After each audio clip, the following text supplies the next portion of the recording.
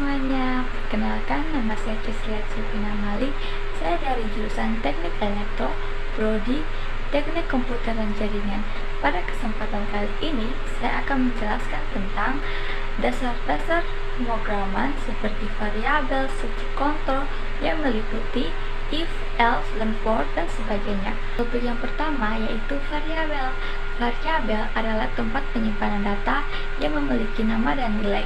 Variabel digunakan untuk menyimpan nilai yang dapat digunakan selama pemrograman berjalan. Deklarasi variabel itu bergantung pada bahasa pemrograman. Cara mendeklarasi variabel bisa bervariasi.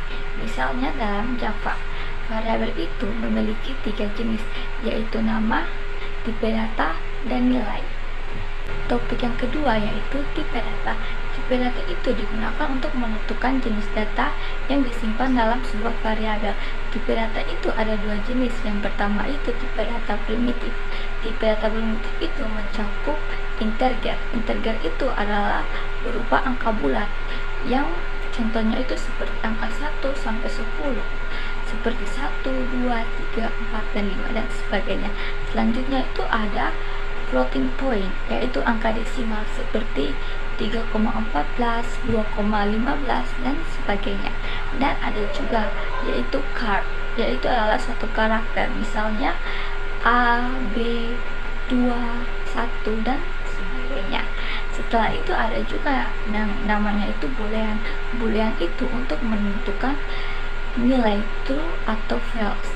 Dan ada juga tipe data kompleks. Yang pertama itu string itu adalah kumpulan karakter, misalnya itu halo dunia.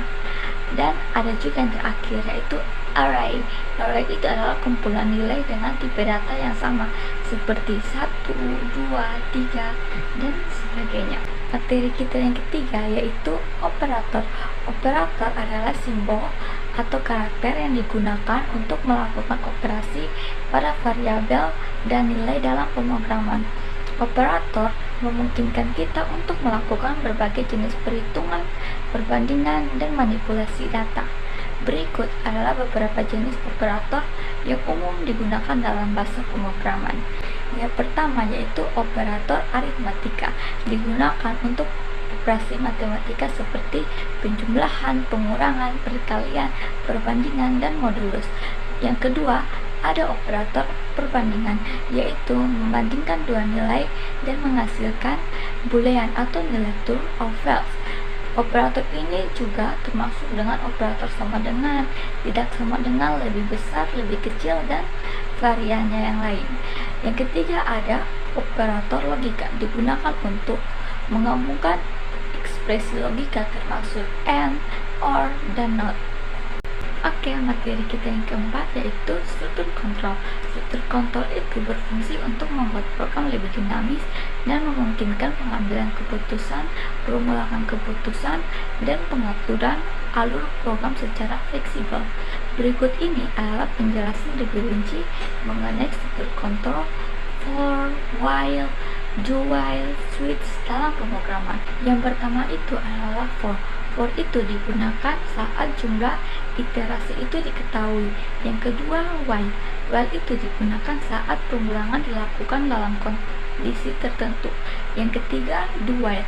Do while itu sama dengan while, tetapi eksekusi blok kodenya itu minimal 1 kali.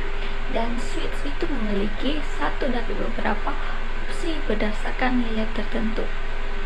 Topik yang kelima yaitu adalah array. Array adalah struktur data yang digunakan untuk menyimpan sekumpulan nilai dalam satu variabel tunggal. Berikut adalah beberapa poin penting mengenai array. Yang pertama, tipe datanya itu homogen.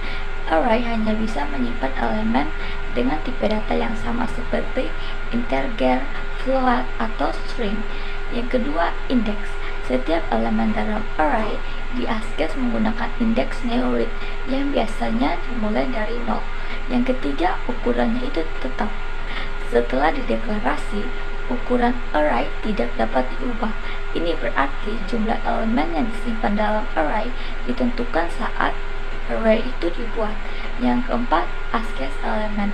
Elemen dalam array dapat diakses dan dimodifikasi menggunakan indeks, memungkinkan manipulasi data dengan efisien. Topik yang keenam yaitu fungsi. Fungsi adalah kode yang dirancang untuk melakukan tugas tertentu dan dapat digunakan berulang kali di dalam berbagai pemrograman. Berikut adalah beberapa poin penting tentang fungsi. Yang pertama, modularitas. Fungsi membagi program menjadi bagian-bagian yang lebih kecil dan terpisah, membuat kode lebih mudah dipahami, dikelola, dan diperbaiki. Yang kedua, reusabilitas. Setelah sebuah fungsi didefinisikan, dapat digunakan berulang kali tanpa perlu menulis ulang kode. Ini adalah untuk menghemat waktu dan usaha. Yang ketiga, parameter dan argumen.